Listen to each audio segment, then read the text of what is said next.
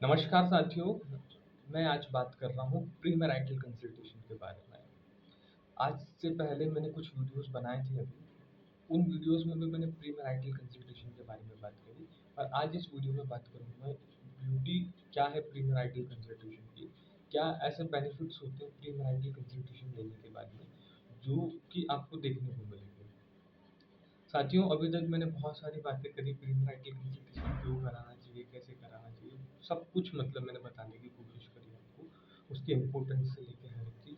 अब आज इस वीडियो के माध्यम से मैं आपको केस स्टडीज बताऊंगा, 2-3 केस स्टडीज बताऊंगा। उन केस स्टडीज के माध्यम से आपको बताने की कोशिश करूंगा कि प्री मैरिटल कंसल्टेशन जो है वो सच में ज़रूरी है और आपको भी इसकी नीड समझ आएगी। क्या है ना कि कई बार चीज़ें जो है एग्जाम्पल से ज़्यादा अच्छे से समझ आती हैं। तो मैं शुरू करूँगा। मैरिटल कंसल्टेशन के बारे में आपको सब कुछ बता दिया है मैंने। अगर आपने मेरी प्रीवियस वीडियोस देखी होंगी तो उन प्रीवियस वीडियो में आपको सब कुछ मालूम पड़ गया होगा, बहुत ज़्यादा अच्छे से आइडिया लग गया होगा कि मैं किस चीज़ के बारे में बात कर रहा हूँ। फिर भी मैं शॉर्ट में बता देता हूँ। प्री मैरिटल कंसल्टेशन जो है ये 3 घंटे की कंसल्टेशन होती है। जो कपल शादी करना चाहते हैं उनकी फैमिली के साथ में 1.5 घंटे बैठते हैं और 1.5 घंटे जो है कपल के साथ में बैठ के कंसल्टेशन करते हैं।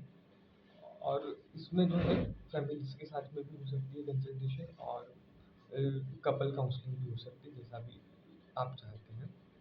यहाँ पर मैं केस स्टडी के माध्यम से आपको बताना चाह रहा था। क्या है ना कि हमारे इंडिया में शादियाँ 3 तरीके से होती हैं। तीनों कंडीशन पे मैं आपको एक एक केस बताऊंगा और आप उस केस को अच्छे से समझिए। देखिए, एक एक शादी होती है हमारे इंडिया में, अरेंज मैरिज होती है, जो कि रिलेटिव्स बताते हैं या आपकी जान पहचान वाले बताते हैं कि भैया अगर आपकी बिटिया है तो आपकी बिटिया के लिए लड़के जो है वो आपको आपकी जान पहचान वालों से, आस पड़ोस वालों से, कहीं ना कहीं आपके अपने सोर्सेज से आपको मालूम पड़ता है। अरेंज मैरिज होती है। दूसरी मैरिज होती है जी, जो कि लव मैरिज होती है। लव मैरिज हो जाती है जो कि बच्चे अब देख लेते हैं, लड़की है तो लड़का देख लेती है अपना, उसको लगता है कि हाँ ठीक है, कंफर्टेबल है और वो शादी के लिए चले जाते हैं। पेरेंट्स भी कुछ चीज़ें कंसिडर करके और कैसे कैसे मान जाते हैं, बच्चे मना लेते हैं। और तीसरी जो है शादी यहाँ पर होती है जी, .com वाली ऑनलाइन शादी, शादी.com से, ठीक है। और अलग अलग हैं अपनी जीवन साथी, भारत मैट्रिमोनी, और भी बहुत सारे अलग अलग प्लेटफॉर्म है। एलाइट हो गया, शादी.com VIP हो गया, बहुत सारे प्लेटफॉर्म्स है इनके थ्रू। अब क्या होता है ना कि अगर अरेंज मैरिज हो रही है तो फैमिली बहुत अच्छे से जानती है कहीं ना कहीं, या फैमिली के जानने वाले, मिलने वाले जो है वो, जिससे शादी हो रही होती है उसको बहुत अच्छे से जो है फैमिली जानती है। अगर लव मैरिज हो रही है तो बच्चे एक दूसरे को जानते हैं, लड़का लड़की को जानता है, लड़की लड़की को जानते हैं, फैमिली इतना नहीं होती है, ठीक है। पर अगर .com वाली मैरिजेस हो रही हैं, शादी.com से हो रही है या फिर जीवन साथी.com से हो रही है, ऑनलाइन प्लेटफॉर्म से हो रही है, मैरिज ब्यूरो से हो रही है, तो फिर क्या है, यहाँ पर कोई नहीं जानता, ना तो लड़का लड़की जानते हैं, बच्चे जानते हैं, और ना ही फैमिली मेम्बर्स जानते हैं। यहाँ पर थोड़ा सा ड्यू डिलिजेंस की ज़रूरत है। मैं हर एक उसका केस लेके आता हूँ। एक केस लेके आता हूँ, चलिए मैं ऑनलाइन मैरिज का। अच्छा है, ऑनलाइन मैरिजेस में भी मैं यही कहना चाहूँगा, अच्छा बहुत नेक काम कर रहे हैं वो। शादी का जो हमारे इंडिया का कल्चर है, वो इंडियन कल्चर से वो कोशिश करते हैं कि दोनों पार्टीज को मिलाएं और फिर उनकी शादी हो, मतलब पूरी कोशिश करते हैं, सब कुछ सही है। पर यहाँ पर मैं सिर्फ ये कह रहा हूँ कि जो ड्यू डिलिजेंस होना चाहिए, क्योंकि कोई नहीं जानता, ना तो बच्चे जानते हैं जिसकी शादी होना, ना लड़का जानता है, ना लड़की जानती है एक दूसरे को, और ना ही फैमिलीज जानती है एक दूसरे को। ऐसी कंडीशन में जो है प्री मैरिटल कंसल्टेशन की बहुत बहुत बहुत ज़्यादा ज़रूरत है। ये केस सुना रहा हूँ मैं, एकदम बिल्कुल है, लाइव केस है, हुआ था ये केस किसी के साथ में। ये केस था जी, बैंगलोर का केस था, और लड़की जो थी वो मुंबई रहती थी। लड़की का नाम नताशा था और लड़के का नाम नीतीश, ठीक है। अब मैं बताता हूँ इस केस में हुआ कहाँ कहाँ डायनेमिक्स पलटे, क्या चीज़ें थी। क्या हुआ, नताशा जो है वो बहुत अच्छी MNCs में काम करती थी, मल्टीनेशनल कंपनी में काम करती थी शादी से पहले।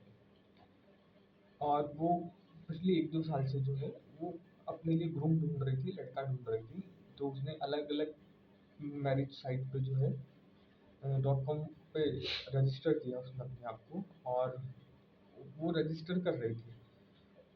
उस रजिस्टर के दौरान रजिस्टर किया उसने, और उसके पास में फिर जो है मैरिज ब्यूरोज के फ़ोन आने लगे कि क्या है कैसा है। तो उसको फिर एक बायोडाटा समझ आया नीतीश का, और नीतीश जो है वो भी मुंबई से था, पर उसकी जॉब जो है बैंगलोर थी। देखिए अब मैं आपको बताता हूँ यहाँ पर क्या था कि दोनों को समझ आया कहीं ना कहीं कि ठीक है शादी करना चाहिए। उन्होंने बायोडाटा दिखा, उन्होंने सुपरफिशियली जो जो भी चीज़ें देखते हैं उन्होंने देख ली, उनकी सैलरी देख ली, दोनों की बढ़िया सैलरी थी। हस्बैंड की भी बढ़िया सैलरी थी, 2-2.5 लाख रुपए कमाता था। नताशा की भी ऐसी सैलरी थी लगभग लगभग। जब शादी नहीं हुई थी उनकी, उन्होंने थोड़ा फैमिली बैकग्राउंड वगैरह मिलाया, ये सब किया। उसके बाद में उन्होंने शादी का डिसीजन लिया, उन्होंने शादी कर ली। शादी हुई थी, शादी के कुछ समय बाद जो है नताशा को मुंबई छोड़ के बेंगलुरु आना पड़ा। बेंगलुरु में आई वो, तो बेंगलुरु में उसको जॉब ढूंढनी थी, क्योंकि उसकी जॉब मुंबई में थी। लड़की की, नितेश की जॉब यहाँ थी, कहाँ? बेंगलुरु में। अब वो लड़की शादी के बाद में यहाँ आई, यहाँ पर उसने जॉब ढूंढने की कोशिश करी, उसको जॉब नहीं मिली। कोशिश कर रही थी वो जॉब की, और पर क्या हो रहा था यहाँ पर, फाइनेंस वाला इशू आ रहा था शादी में। ठीक है, शादी में फाइनेंस वाला इशू आ रहा था कि वो जिस घर में रहते थे दोनों, वो घर का रेंट जो है हाफ हाफ पे करते थे। ठीक है, और मेड वगैरह जो है, और जो भी हाउस हेल्प वगैरह आती थी, उसका भी रेंट जो है उसका जो भी मंथली चार्ज था वो नताशा पे करती थी। तो पूछा गया कि भैया आप कहाँ से पे करती, तो उसकी कुछ सेविंग्स थी, उस सेविंग्स में से वो पे करती थी। अब यहाँ पर विचार करने वाली बात ये थी कि यार नताशा कमा नहीं रही थी, उसके पास में सेविंग्स थी जो मुंबई में उसने कम अपनी सेव करी थी कुछ सालों में, वो सेविंग्स यहाँ पर लगा गई थी। अब ये केस ठीक है, पर एक कॉम्प्रोमाइज मैरिज है कहीं ना कहीं, क्योंकि एक समय इस शादी में ऐसा आएगा जब इसकी पूरी सेविंग्स खत्म हो जाएगी नताशा की, और फिर उसके बाद में जो जो भी वो हेल्प और ये सारी चीज़ें जो है वो अपने पैसों से कर रही है, वो चीज़ें नहीं होंगी, वो फिर उसको खुद को ही करना पड़ेगी। यह हाउस हेल्प वाले काम, और ठीक है बाई वगैरह, ये सारी चीज़ें जो है अगर वो नहीं सेविंग कर पाएगी तो फिर उसी को करना पड़ेगी। वहीं पर जो है उनका कंसर्न ये था कि वो एक जॉइंट प्रॉपर्टी लेना चाह रहे थे। ठीक है, उस लड़की ने बहुत पहले एक प्रॉपर्टी ली थी, उस एक प्रॉपर्टी उसकी जो है कैश फ्लो पे चल रही थी। जो केस आया था वो यही केस आया था कि उस लड़की ने एक प्रॉपर्टी ली थी जब वो जॉब नहीं कर रही थी, जॉब कर रही थी मुंबई में। उस समय उसने अच्छी सेविंग्स कर रखी थी उसने, तो एक प्रॉपर्टी थी, दूसरी प्रॉपर्टी उसने लोन पे ली थी। अब वो ईएमआई बढ़िया चल रही थी शादी से पहले। शादी के बाद में क्या हुआ कि उसकी जो है वो ईएमआई आना, ईएमआई जो है वो उसको पे करने में दिक्कत हो रही थी, क्योंकि वो हाउस एक्सपेंसेस भी हाफ कर रही थी, अपने हस्बैंड के साथ में शेयर कर रही थी, और वो प्रॉपर्टी में चाह रही थी कि उसका हस्बैंड जो है ये ईएमआई पे कर दे, पर हस्बैंड ईएमआई पे नहीं कर रहा था। हस्बैंड का कुछ अलग प्रोग्राम थे, हस्बैंड सोच रहा था कि कहीं और लगाएंगे, कहीं और इन्वेस्टमेंट करेंगे, तो यहाँ पे फाइनेंशियल जो है वो कॉम्पेटेबिलिटी नहीं बनी। यहाँ पर उन्होंने शादी रखी कि जो आपका काम है वो आप करिए, जो मेरा काम है वो करिए। नताशा अपना काम जो है वो कर रही थी, ये कर रहे थे, पर यहाँ पर फाइनेंशियल जो है उन्होंने चीज़ें अच्छे से नहीं समझी, और चीज़ें बिगड़ती ही लगी।